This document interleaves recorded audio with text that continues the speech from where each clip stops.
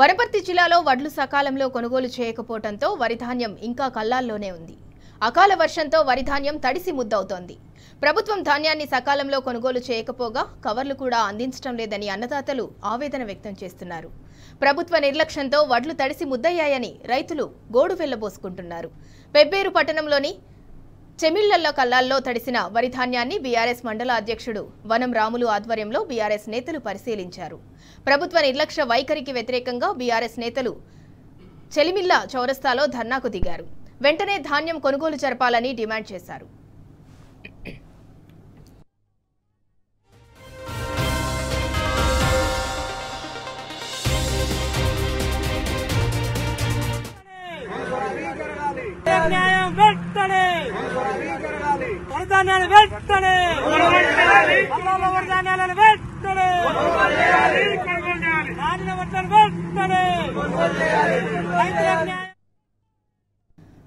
వనపర్తి జిల్లాలో వడ్లు సకాలంలో కొనుగోలు చేయకపోవడంతో వరి ధాన్యం ఇంకా కల్లాల్లోనే ఉంది. ఇక ఇదే అంశానికి సంబంధించి మరింత సమాచారం మా ప్రతినిధి నరేష్ అందిస్తారు.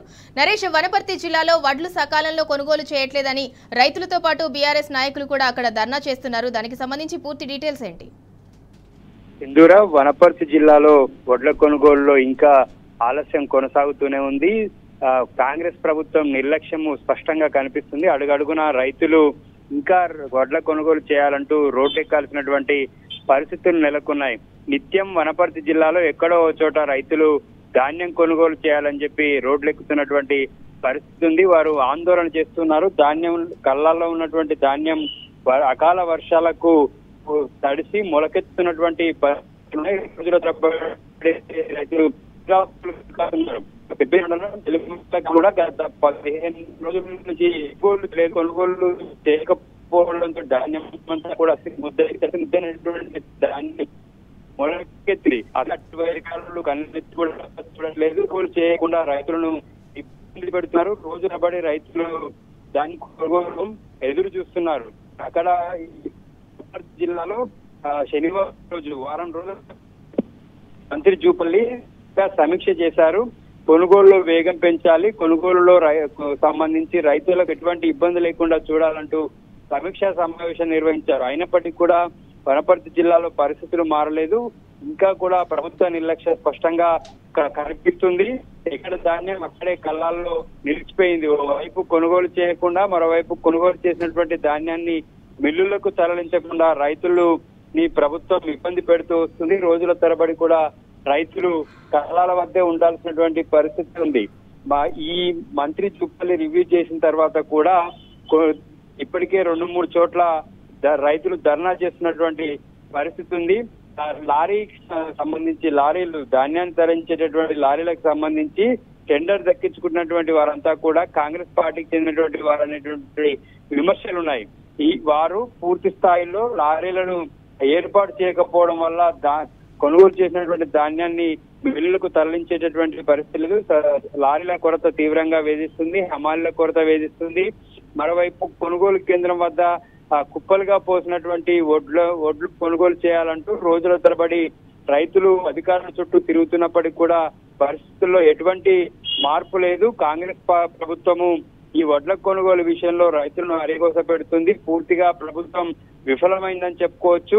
దాదాపుగా 45 రోజుల నుంచి కూడా కొనుగోలు ప్రారంభమయ్యాయి. ఇప్పటికి కూడా ఇంకా చాలా చోట్ల ధాన్యం అంతా కూడా కళ్ళాల్లోనే ఉంది. త్వరగా కొనుగోలు చేయాలంటూ రైతులు రోడ్డెక్కుతున్నప్పటికీ కూడా ప్రభుత్వంలో కానీ ఎటువంటి చలనం ఉండట్లేదు.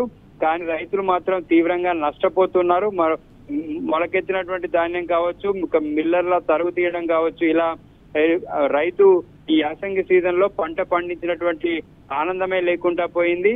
పంట పండించి డబ్బులు చేతికొస్తాయనుకున్నటువంటి సందర్భంలో ఓవైపు ప్రభుత్వం కొనుగోలు చేయకుండా మరోవైపు అకాల వర్షాలతోటి ధాన్యం తడిసి మొలకెత్తడం, తీరా మిల్లుకి తీసుకెళ్లిన తర్వాత అక్కడ తరుగు పేరుతోటి జరుగుతున్నటువంటి దోపిడీతో పూర్తిగా రైతు కుదేలవుతున్నాడు. సింధురా, నరేష్, కొనుగోలు కేంద్రాలకి అన్నదాతలు ధాన్యాన్ని తీసుకొచ్చినప్పుడే కొనుగోలు కేంద్రాలలో ఉన్న అధికారులు కావచ్చు, ప్రభుత్వం కావచ్చు కొనుగోలు చేసినట్లయితే అన్నదాతలకు ఇవాళ ఈ పరిస్థితి ఉండేది కాదు కదా? అవును సింధూరా, ధాన్యాన్ని కొనుగోలు కేంద్రానికి తీసుకొచ్చిన తర్వాత వెంటనే కొనుగోలు చేస్తే ఈ పరిస్థితి ఉండకపోయేది. ఓవైపు కొనుగోలు కేంద్రాల ప్రారంభమే ఆలస్యమైంది. దాని తర్వాత ప్రారంభించినటువంటి కొనుగోలు కేంద్రంలో గన్ని బ్యాగుల కొరత తీవ్రంగా వేధించింది. మొత్తంగా ప్రభుత్వము సరైనటువంటి ప్రణాళికతోటి కొనుగోలు కేంద్రాల వద్ద ఎటువంటి ఏర్పాటు చేయకపోవడం వల్ల ఈ పరిస్థితులు నెలకొన్నాయి. వచ్చినటువంటి ధాన్యాన్ని వచ్చిన విధంగా కొనుగోలు చేసి గన్ని బ్యాగులు సరఫరా చేసి లారీలు ఏర్పాటు చేసి మిల్లులకు తరలిస్తే ఉండకపోయేది. కానీ కొనుగోలు కేంద్రం ఏర్పాటులోనే తీవ్ర జాప్యం జరిగింది. ఏర్పాటు చేసినటువంటి కొనుగోలు కేంద్రంలో గన్ని బ్యాగులు కూడా సరైనటువంటి సమయంలో రైతులకు అందజేయలేదు. దీంతో రోజుల తరబడి రైతులు కొనుగోలు కేంద్రాల వద్దే పడగాపులు కాశారు. ఈ తరుణంలోనే అకాల వర్షం కూడా రైతులను నిండా ముంచింది. ఆ కొనుగోలు కేంద్రాల వద్ద సరైన వస్తువులు ట్రాక్టర్లు కవర్లు లేకపోవడం వల్ల కూడా దానిమంతా పూర్తిగా తడిసి ముద్దై మొలకెత్తినటువంటి పరిస్థితులు అయినప్పటికీ కూడా ప్రభుత్వం కొనుగోలు విషయంలో వేగం పెంచట్లేదు.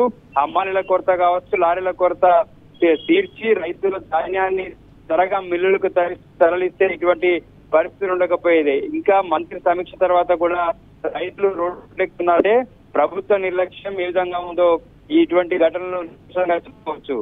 Sindhura. Right, thank you Naresh.